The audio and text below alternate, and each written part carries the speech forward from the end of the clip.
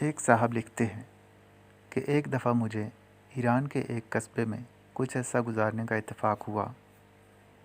یہ علاقہ اصفہان اور شیراز کے درمیان واقع تھا۔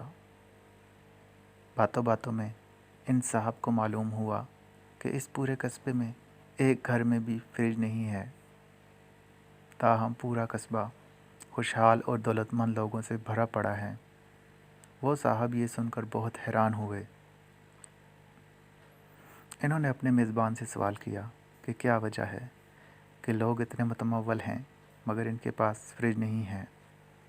تو ان کے میزبان نے جواب دیا کہ جب فریج کا رواج عام ہوا تو آسان اقتصاد کی ترغیب پر ہمارے سارے گاؤں کے لوگوں نے فریج خرید لیے، اور اس کے بعد ہمیں محسوس ہوا کہ ہمارے دل تنگ ہو گئے ہیں۔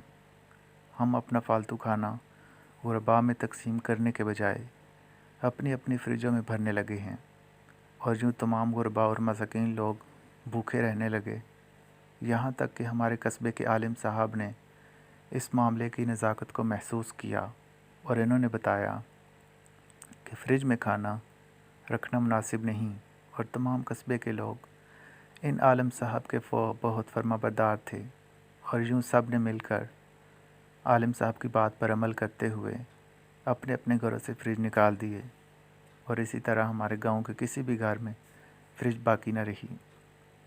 اب نہ تو کوئی فریج میں کھانا رکھتا ہے اور نہ کوئی غریب بھوکا سوتا ہے۔ دوستو، اس کہانی سے ہمیں کیا سبق ملتا ہے؟ اللہ تبارک و تعالی نے جو مال ہمیں دیا ہے، اس میں کچھ حصہ اللہ پاک نے ہمیں اس لیے دیا ہے تاکہ ہم اس کے غریب بندوں پر خرچ کر سکیں، اور اگر ہم ایسا نہیں کرتے تو ہم غریبوں کی حق تلفی کرتے ہیں۔ جیسا کہ آپ جانتے ہیں کہ مال ایک آزمائش ہے، اور انسان کی آزمائش یہی ہے کہ انسان اپنا مال کہاں اور کس جگہ پر خرچ کرتا ہے۔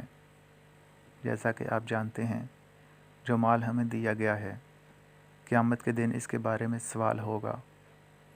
اللہ تعالیٰ سے دعا ہے کہ اللہ پاک ہمیں ہمارے دلوں کو بڑا کر دے اور ہمارا مال غریبوں میں تقسیم کرنے کی توفیق عطا فرمائے۔